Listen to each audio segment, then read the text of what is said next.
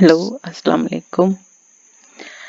Girls हम पीछे जो है कास्ट कर्व्स को पढ़ चुके हैं और कास्ट कर्व्स में हम लोगों ने उसकी डिटेल से एनालिसिस की थी कि किस तरह से प्रोड्यूसर अपनी कास्ट को एस्टिमेट करता है और कास्ट एस्टिमेट करना उसके लिए इसलिए ज़रूरी है कि उसने अपने प्रॉफिट को मैक्सिमाइज करना है।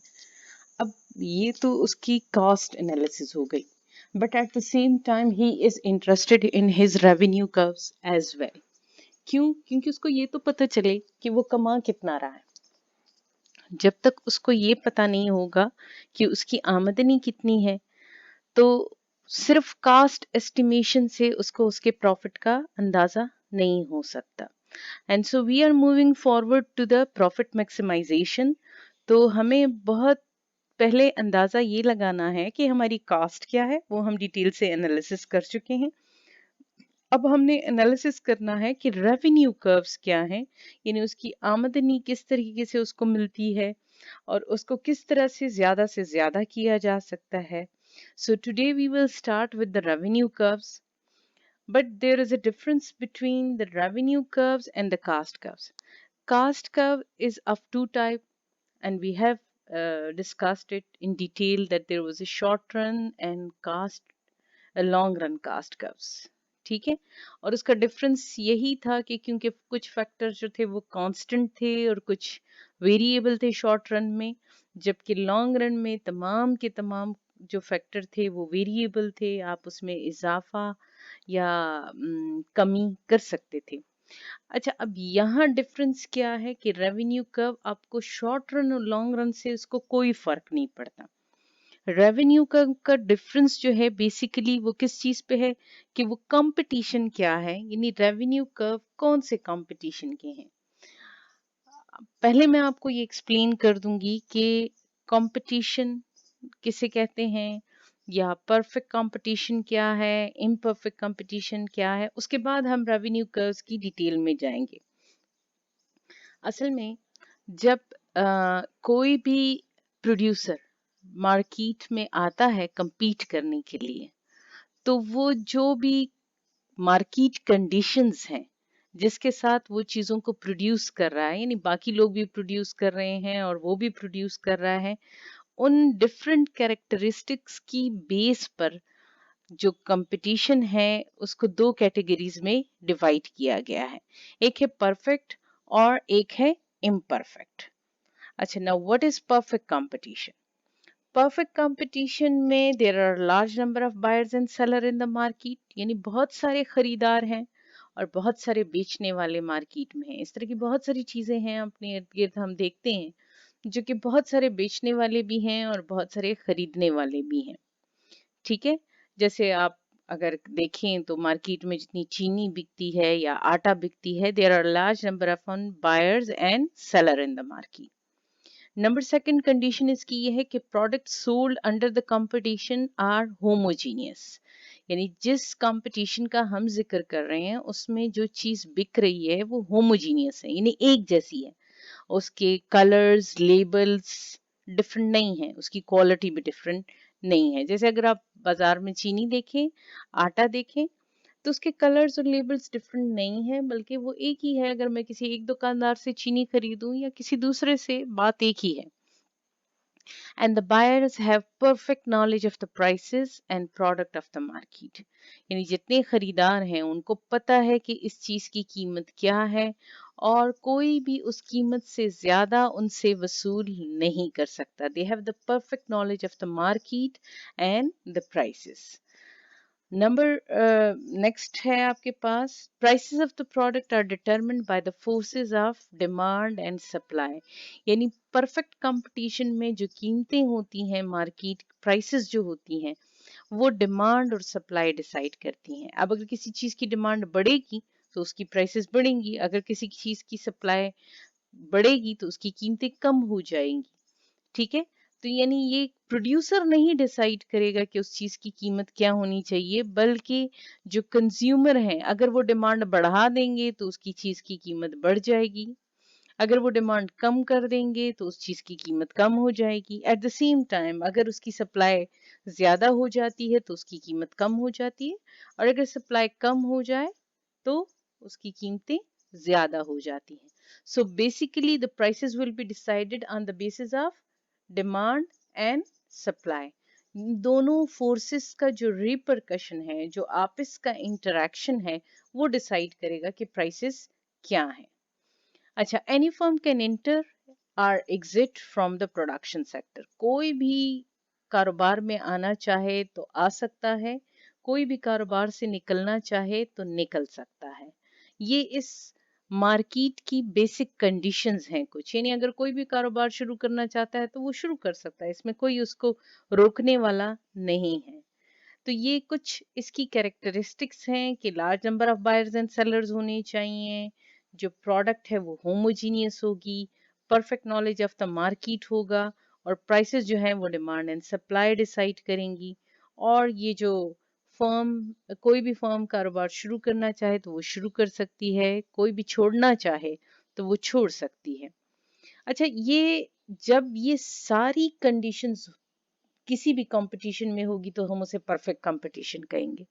लेकिन अगर किसी इसमें से कोई एक जो फैक्टर है, एक भी शर्त पूरी ना हो तो हम उसको परफेक्ट कंपटीशन नहीं कहेंगे। Competition in no is known as perfect competition if it has all the above characteristics. This type of competition does not exist in the real world. It is a theoretical or ideal competition. ठीक है ना? अब real world में किसी भी competition में ये सारी चीजें पॉसिबल नहीं है कि हो। अब जैसे मैंने आपको चीनी की एग्जांपल दी, तो वो large number of buyers and sellers की उसको तो सेटिस्फाई करता है, लेकिन eight the same time prices of the product are not determined by the forces of demand and supply. हम नहीं डिसाइड कर रहे, वो प्रोड्यूसर जो है वो आपस में मिल जाते हैं और वो कीमतों को बढ़ा देते हैं। तो जब इस किस्म के कारोबार हों जिसमें कि ये तमाम किस्म की शराइत पूरी ना हो, तो हम उसको क्या कहते हैं? परफेक्ट कंपटीशन नहीं कहते, बल्कि हम उसे क्या कहते हैं? हम उसे इम्परफेक्ट कंपटीशन कहते हैं।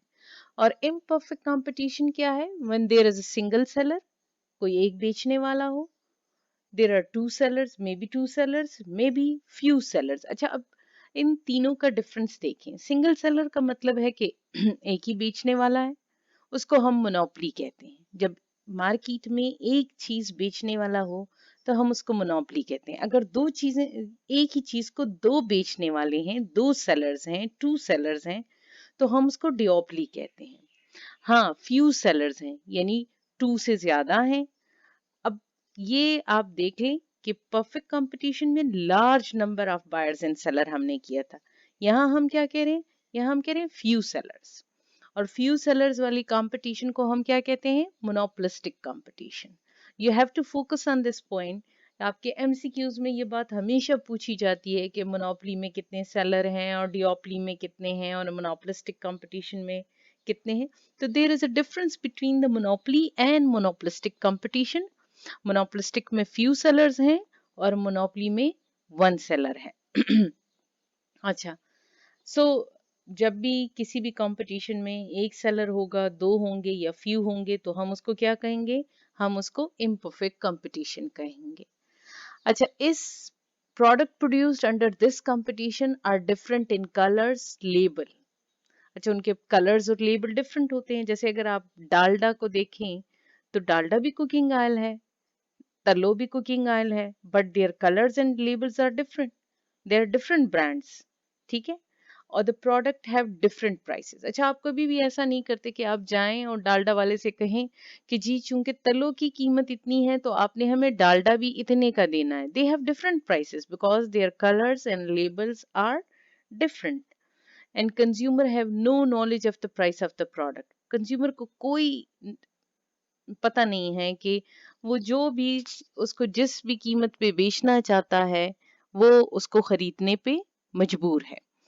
अच्छा, price of the product are decided by the seller, producer and consumer has no influence on the prices. ठीक है, परफेक्ट कंपटीशन में कंज्यूमर और प्रोड्यूसर मिलके डिसाइड करते हैं प्राइसेस को। यहाँ ऐसा कुछ नहीं है, क्योंकि मोनोपोली है, डियोपली है, मोनोपोलिस्टिक कंपटीशन है। प्रोड्यूसर की मर्जी, वो जो भी कीमत रखेगा। एक तो हमें नॉलेज ही नहीं है प्राइस का, हम उस प्राइस पे उसको खरीदने में मजबूर हैं। And there are barrier in the form of restrictions and rules to enter in the business or leave the business। ठीक है, आप कारोबार में शामिल भी नहीं हो सकते, उस चीज को प्रोड्यूस भी नहीं कर सकते, और उस चीज को, अब जैसे डालडा की फर्म है या किसान है या जितनी कुकिंग ऑयल इंडस्ट्री है, इसमें फ्यू सेलर्स हैं। अगर आप सारी कुकिंग ऑयल के नाम फिंगर टिप्स पे भी काउंट करना चाहें तो आप कर सकते हैं। देयर आर फ्यू सेलर्स, और ये जो फ्यू सेलर्स हैं, इनको आप जब काउंट करते हैं तो यू कैन इजीली अंडरस्टैंड कि अगर कोई और एक बंदा इस कारोबार में आना चाहे, इस चीज को प्रोड्यूस करना चाहे, तो उसके लिए रिस्ट्रिक्शंस होती हैं, क्योंकि ऑलरेडी इतने प्रोड्यूस करने वाले इतने स्ट्रॉन्ग कॉम्पिटिटर बैठे होते हैं, वो उनको फेस नहीं कर सकता, उनका मुकाबला नहीं कर सकता। उन्होंने आपस में कार्टेल्स बनाई होती हैं, वो खुद मिलके आपस में जो होते हैं नए आने वालों को डिस्करेज करते हैं। दूसरी बात ये कि जो एक नया प्रोड्यूसर है, वो भी, उसके पास ना तो इतनी लार्ज इन्वेस्टमेंट होती है कि वो इनको compete कर सके। ठीक है, अच्छा एग्जांपल्स क्या हैं हमारे पास? वापडा मोनोपोली है, पीआईए पाकिस्तान मोनोपोली है। ठीक है, they are the example of monopoly. Dalda, Tullo, Meezan, Rafhan, Kisan cooking oil are the companies are are the example of monopolistic competition। यानी ये कुछ few sellers हैं, इसकी वजह से आप इसीलिए, अच्छा देखें, शैम्पूज भी मोनोपोलिस्टिक कंपटीशन है, कुकिंग ऑयल भी मोनोपोलिस्टिक कंपटीशन है, जो कि जहां भी जो भी प्रोड्यूसर किसी भी चीज को प्रोड्यूस करने वाले फ्यू सेलर्स हैं, तो you can easily mark them as monopolistic competition. अब हम इनके रेवेन्यू कर्व्स को डिस्कस कर सकते हैं, because now we are quite clear that what is perfect competition and what is imperfect competition. They are just opposite to one another. So हमने पहले में क्या कहा? हमने कहा the prices will be homogeneous and same prices होंगी। दूसरे में हमने क्या कहा? प्रोडक्ट हैव डिफरेंट प्राइसेस, और वो उसको कम या ज्यादा कौन कर सकता है? सेलर कर सकता है। Now come to the revenue curves. हमें कौन कौन से रेवेन्यू कर्व्स चाहिए जिनको हम डिस्कस कर सके? देखिए, हमने कास्ट कर्व्स में हमने सबसे पहले क्या किया? टोटल कास्ट किया, मार्जिनल कास्ट किया, एवरेज कास्ट किया। अब यहाँ भी हमें वही सारे कर्व्स चाहिए। टोटल रेवेन्यू चाहिए, एवरेज रेवेन्यू चाहिए, मार्जिनल रेवेन्यू चाहिए। क्योंकि देखिए, अगर हम टोटल रेवेन्यू का कंपैरिजन या एनालिसिस टोटल कास्ट से करेंगे तो हमें पता चल जाएगा कि हमारा प्रॉफिट कितना है। इसी तरह एवरेज रेवेन्यू को कंपेयर करेंगे एवरेज कास्ट से, तो हमें पता चल जाएगा कि एक प्रोडक्ट पे खर्चा कितना आ रहा है और एक प्रोडक्ट से हम कितना कमा रहे हैं। ठीक है, टोटल रेवेन्यू, टोटल कास्ट का एनालिसिस हमें ये बता सकेगा कि अगर मैं 100 आइटम्स बना रही हूँ, 100 क्वांटिटी, किसी भी चीज की क्वांटिटी 100 बना रही हूँ, तो उस 100 यूनिट्स को बेचने से मेरे पास कितने पैसे आ रहे हैं और मेरा कितना खर्चा हो रहा है। ये कंपैरिजन जो है, ये मुझे अपना प्रॉफिट एनालिसिस करने में आसानी देगा। ठीक है, अच्छा अब एवरेज रेवेन्यू और एवरेज कास्ट अब मुझे ये बताएगा कि रेवेन्यू पर यूनिट, एक एवरेज यूनिट कितने का बन रहा है और उसके ऊपर खर्चा कितना है, ये भी मुझे अपने प्रॉफिट की तरफ गाइड करेगा।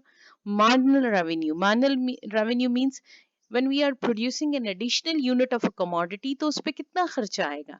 यानी अगर हम 100 तौलिए बना रहे हैं, तो 101वां तौलिया बनाने पे जो खर्चा आएगा वो उसकी मार्जिनल कॉस्ट होगी, और उस 101वें तौलिए से आने वाले पैसे हमारे क्या होंगे? वो हमारा मार्जिनल रेवेन्यू होगा।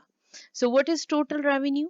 Total revenue when a producer multiply his prices of the product with the quantity sold of the product, तो he will get his total revenue। अब आप देखिए ना, मैं मालूम करना चाहती हूँ कि what is my total revenue, तो I have to first estimate how much I am going to produce। अब अगर मैं 1000 यूनिट बना रही हूँ किसी की चीज के भी, जैसे अगर मैं कुकिंग ऑयल की बात करती हूँ, मैं बना रही हूँ 1000 डालडा कुकिंग ऑयल, और एक की कीमत जो है लेट सपोज 1000 है, तो मेरा टोटल रेवेन्यू क्या होगा? 10,000। ठीक है, 1000 इंटू 1000, 10,000।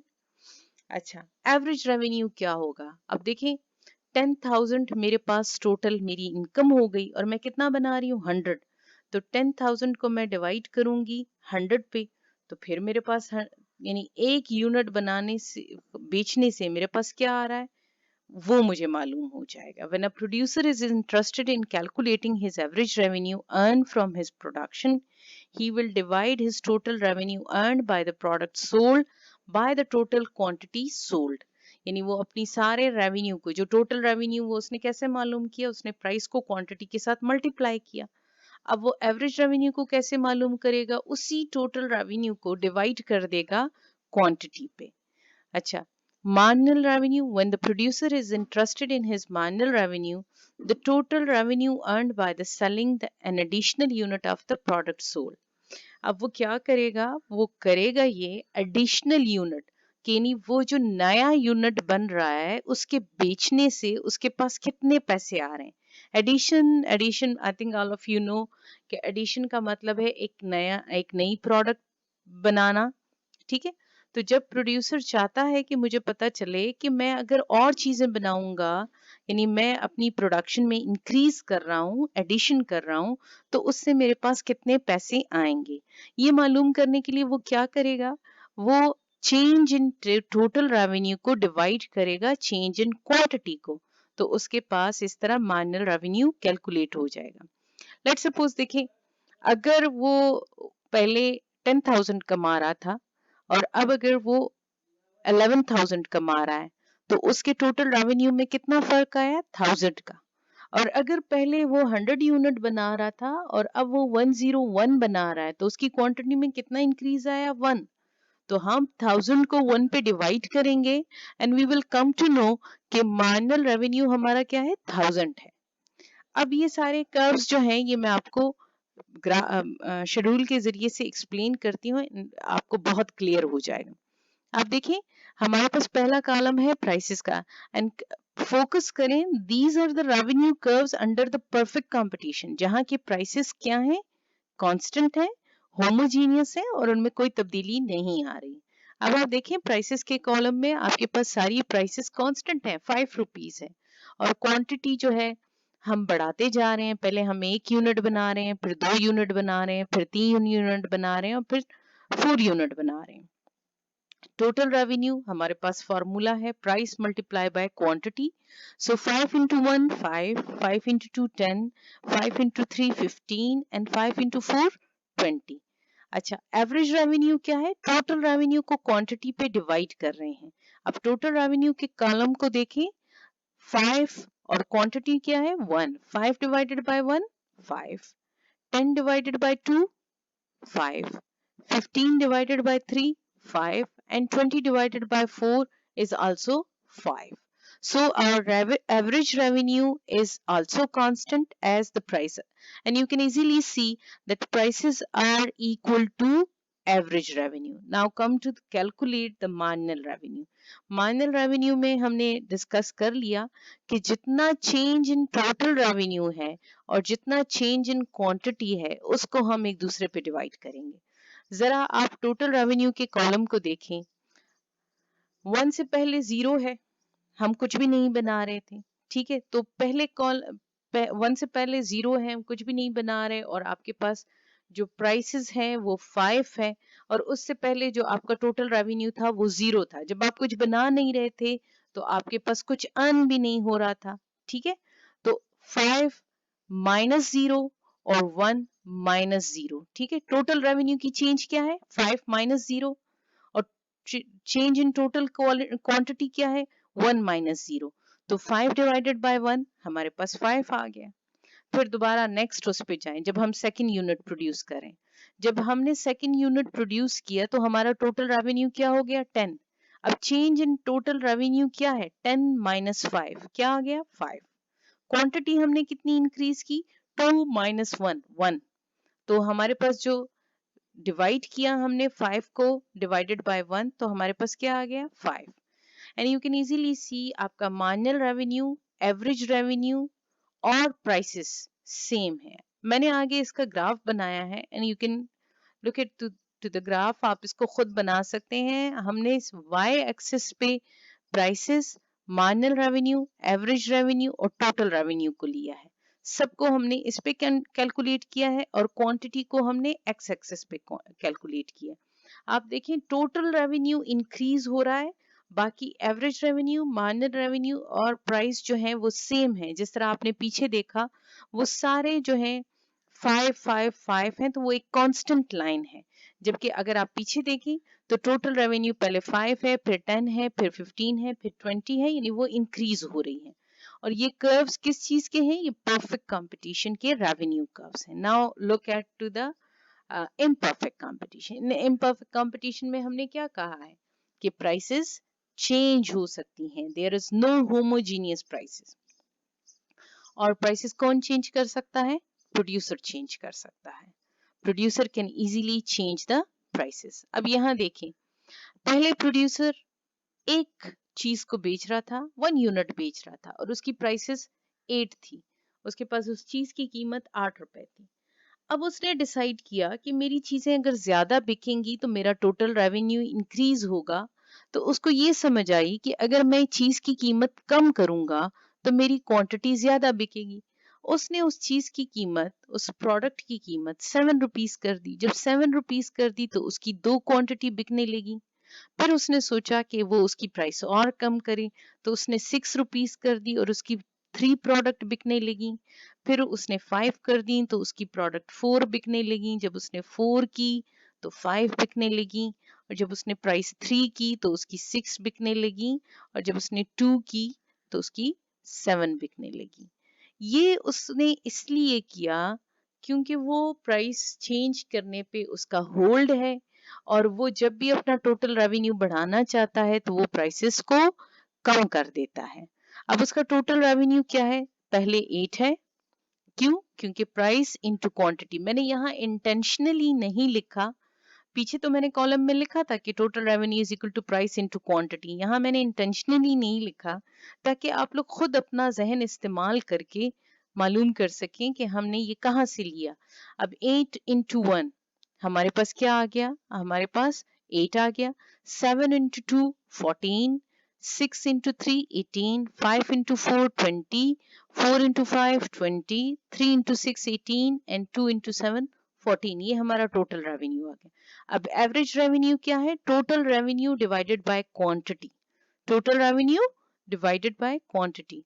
टोटल रेवेन्यू 8 है। 8 divided by 1 8, 14 divided by 2 7, 18 divided by 3 6, 20 divided by 4 5, 20 divided by 5 4, 18 divided by 6 3 आ गया हमारे पास, और 14 divided by 7 हमारे पास 2 आ गया। अब आप देखें यहाँ भी प्राइसेस और एवरेज रेवेन्यू जो है वो सेम है। प्राइसेस और एवरेज रेवेन्यू जो है वो सेम है।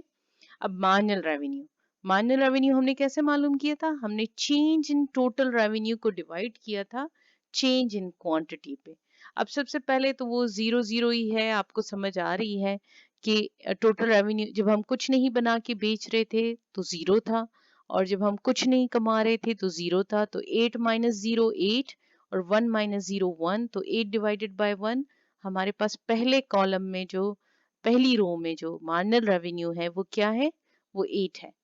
नेक्स्ट रो में आप देखिए मार्जिनल रेवेन्यू की नेक्स्ट रो में 14 माइनस 8 क्या आ रहा है आपके पास? 6, और 2 माइनस 1 1। 6 को आपने 1 पे डिवाइड किया and you get the marginal revenue equal to 6। फिर 18 माइनस 4 क्या आया आपके पास? 4, एंड 3 माइनस 2 आपके पास 1 आ गया, and 4 divided by 1 is equal to 4। 20 minus 18 2, और 4 माइनस 3 1, सो 2 डिवाइडेड बाय 1 आपके पास क्या आ गया? 2। इसी तरह 20 माइनस 20 इज इक्वल टू 0। तो फिर अगर आप 0 को 1 पे डिवाइड करें तो यू विल हैव 0।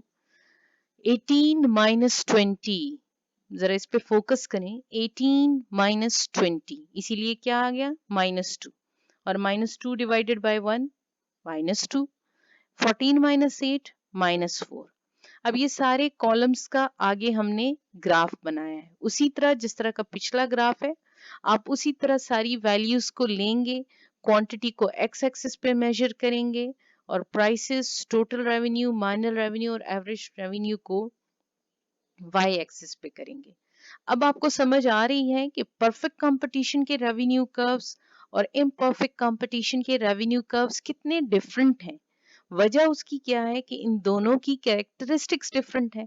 अब यहाँ आप देखें, आपका एवरेज रेवेन्यू भी नीचे आ रहा है, आपका मार्जिनल रेवेन्यू भी नीचे आ रहा है, लेकिन मार्जिनल रेवेन्यू नेगेटिव में भी जा रहा है, लेकिन एवरेज रेवेन्यू नेगेटिव में कभी भी नहीं जाएगा। ठीक है।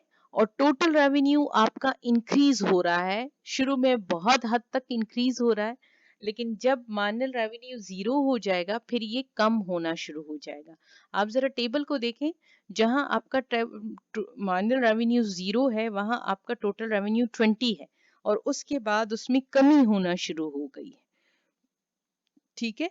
मार्जिनल रेवेन्यू आपको ये शो कर रहा है कि जो आप एक नया यूनिट बना के बेचेंगे उससे आपके प्रोड्यूसर को कितने पैसे मिलेंगे, और एवरेज रेवेन्यू आपको ये शो कर रहा है कि आपने जो टोटल यूनिट बनाए हुए हैं उनमें से एवरेजली हर एक से आपसे कितने पैसे आपको मिल रहे हैं। ठीक है। सो आप इसको प्रैक्टिस करें। जो हमारा नेक्स्ट लेक्चर होगा वो प्रॉफिट मैक्सिमाइजेशन पे होगा। ठीक है। और आप लोग सब अटेंडेंस इसी बेस पे है, मैं आप लोगों से बार बार कह रही हूँ, अटेंडेंस इसी बेस पे है कि आप मुझे ये रेवेन्यू कर्व्स बना के भेजेंगे। अगर आप लोगों को समझ नहीं आई तो आप लोग मुझे व्हाट्सएप पे मैसेज करें, मैं आप लोगों को क्लियर कर दूंगी। लेकिन आप लोगों के लिए ये एटलीस्ट 5 टाइम्स प्रैक्टिस करना बहुत जरूरी है, क्योंकि जो नेक्स्ट लेक्चर होगा वो प्रॉफिट मैक्सिमाइजेशन पे होगा। ठीक है। अल्लाह हाफिज।